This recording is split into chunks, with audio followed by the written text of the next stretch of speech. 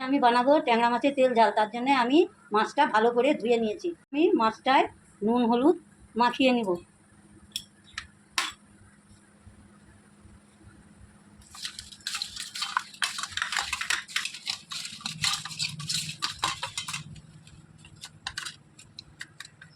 এদিকে আমি উনানটা ধরিয়ে মাছ ভাজার জন্য তেল গরম করতে দিলাম।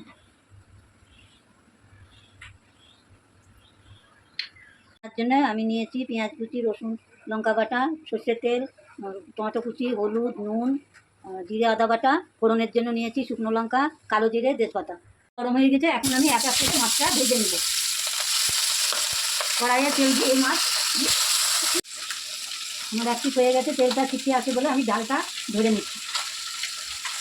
মাছগুলো ভেজে তুলে নিয়েছে, এখন আমি কড়াইয়ে তেল দেব। ওই তেলের মধ্যে তেল দিলাম, দিয়ে তারপরে আমি এখন ফোড়ন দেবো। শুকনো লঙ্কা, তেজপাতা, কালো জিরে,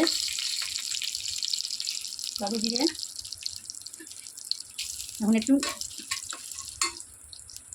এবার আমি পেঁয়াজ দেবো, পেঁয়াজ কুচি। এখন আমি দেবো রসুন লঙ্কা বাটা, তারপরে দেবো জিরে আদা বাটা, এখন নুন দেবো, হলুদ গুঁড়ো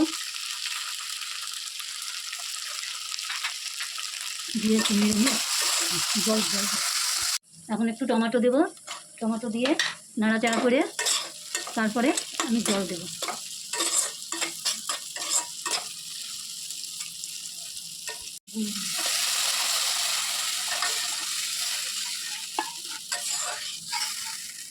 মাছের ঝোলটা ফুটে দিয়েছে, এবার আমি মাছগুলো একে একে ছেড়ে দেবো।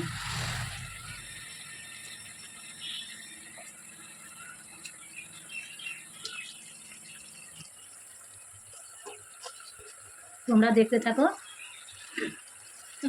তোমাদের আমার সর্ষের কথা বলা হয়নি, তাই আমি নামানোর আগে এখন সর্ষে বাটা দেবো, আর কাঁচা লঙ্কা দেবো 3টে, আর একটু সর্ষের তেল দেবো। এবার আমি নামাবো। এখন আমি একটু ধনে পাতা দিলাম।